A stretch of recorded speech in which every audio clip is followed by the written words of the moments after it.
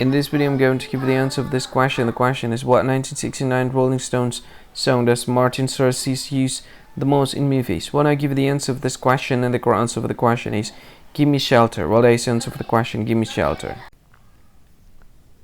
Hi, thank you so much for watching this video.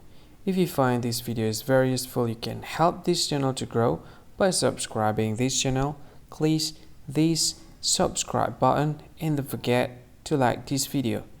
And if you find this video is not really good, or you don't really like this video, or you kind of feel that it's a little bit offensive or something like that, you can click this one, dislike button. You can do that anyway. And if you want to share this video with your friend, you can share it by clicking this share button, and you can share it to any social media that you wish that is currently available at this time, like Facebook, Twitter, LinkedIn, and many others.